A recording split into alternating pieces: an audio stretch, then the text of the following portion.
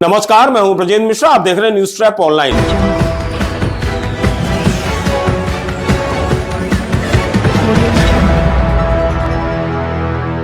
Are Bharat channel में दिन दिन भर दहाड़ने वाले पत्रकार अर्णव गोस्वामी को आखिर डिजिटल मीडिया हीरो क्यों बना रहा है?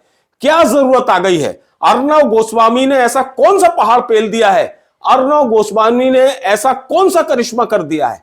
कौन सा तीर मार लिया है जो डिजिटल मीडिया यूट्यूब चैनल के एंकर अर्णव गोस्वामी की चर्चा कर रहे हैं, डिबेट कर रहे हैं? बात बात पर अर्णव गोस्वामी ने जो छुटपुट सवाल पूछ लिए उसे ऐसा समझ रहे हैं कि बहुत बड़ा जैसे तीर मार लिया हो।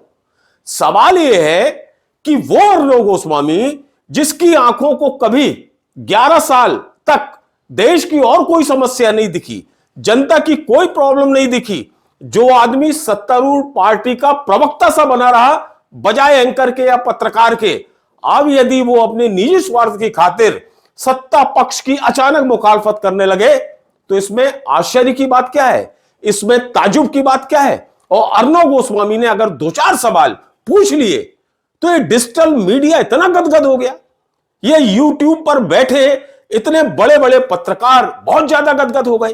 क्या ये अपने आप को कमजोर समझते हैं? क्या इनमें एक हीन भावना है अर्णव गोस्वामी की तुलना में? क्या इन्हें लगता है कि ये जो 11 साल से लगातार अपने चैनलों में चीखते चिल्लाते रहे, सवाल उठाते रहे, सत्ता पक्ष से सवाल पूछते रहे, तो क्या उनका कोई वजूद नहीं था? अब अर्णव गोस्वामी ने यदि सवाल उठा दिया है तो क्या इन्हें लगने लगा है कि जो केंद्र सरकार है अर्णव गोस्वामी को जवाब देगी? ये बहुत बड़े सवाल है। आखिर क्यों हीरो बना रहा है डिजिटल मीडिया अर्णव गोस्वामी को? सवाल यह है कि अर्णव गोस्वामी ने 2-4 सवाल क्या उठाए, डिजिटल प्लेटफॉर्म के चैनल और उसके एंकर जय जयकार करने लगे। डिजिटल मीडिया तो मुद्दतों से दिन दिन भर सवाल ही उठाता रहा है और खासतौर पर पिछले 11 साल से सवाल ही पूछे हैं सत्ता पक्ष से, लेकिन आज तक जवाब गायब है। जवाब न तब मिले न आज। ऐसे में क्या अर्णव के उठाए सवाल का सत्ता पक्ष जवाब देने लगेगा? कतई नहीं, बिल्कुल नहीं। फितरत कैसे बदल जाएगी? अर्णव ने जो सवाल उठाए उनमें ज्यादा दम नहीं है। IndiGo crisis, Turkish Airlines, Aravalli जंगल पहाड़ वगैरह वगैरह। एसआईआर और वोट चोरी का जो ज्वलंत मुद्दा था उसको छुआ तक नहीं। एकदम खामोश रहे Arnab Goswami. Mainstream media के अर्णव गोस्वामी को 11 साल तक जनहित के मुद्दों का होश नहीं रहा। देश में न जाने क्या क्या हुआ, तब वो सत्ता पक्ष की ढोलक झांझर मजीरा लेकर एक तरह से नाचता सा रहा। अब जब मोदी सरकार ने रूस के राष्ट्रपति व्लादिमीर पुतिन के इंटरव्यू लाइव व्यू से नहीं समझा, दूरदर्शन के प्रसार भारती में 15 करोड़ के कॉन्ट्रैक्ट पर सुधीर चौधरी को रख लिया, तो वे तिलमिला गई। यानी अर्णव गोस्वामी तिलमिला उठे। कुछ सवाल दागकर अर्णव ने केंद्र सरकार पर दबाव बनाने की कोशिश की है ताकि डील हो जाए। ऐसे में सोशल मीडिया, डिजिटल मीडिया के एंकर अर्णव को हीरो बनाकर उसका ही वजन, उसका ही वजूद बढ़ाने का काम कर रहे हैं। आखिर यूट्यूब चैनल चलाने वाले बड़े बड़े पत्रकार और एंकर अर्णव को इतना तवज्जो क्यों दे रहे हैं? क्या उनकी कोई हैसियत नहीं रह गई?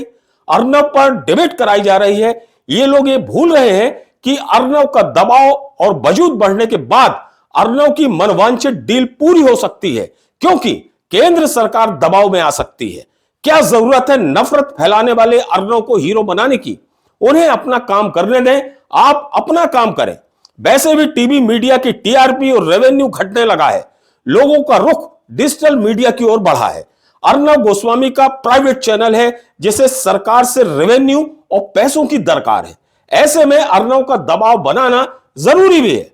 हो सकता है कि अर्णव की चाहत हो कि उनकी डील पूरी हो जाए। बहरहाल अर्णव गोस्वामी की डील पूरी होती है या नहीं, यह तो समय आने पर ही पता चलेगा। लेकिन मेरा यह मानना है कि हो सकता है कि अर्णव गोस्वामी की चाहत यह हो कि सुधीर चौधरी को 15 करोड़ का जो कॉन्ट्रैक्ट मिला है उससे ज्यादा उन्हें मिले, क्योंकि सुधीर चौधरी एक एम्प्लॉय है जबकि अर्णव गोस्वामी चैनल के मालिक हैं। अब देखने वाली बात यह है कि अर्णव की धौंस और सवाल दागने का इस सिलसिला कब तक चलता रहता है और उसके क्या परिणाम सामने आते हैं। लेकिन मेरा मानना यह है कि डिजिटल मीडिया को अर्णव की बहुत ज्यादा चर्चा नहीं करना चाहिए।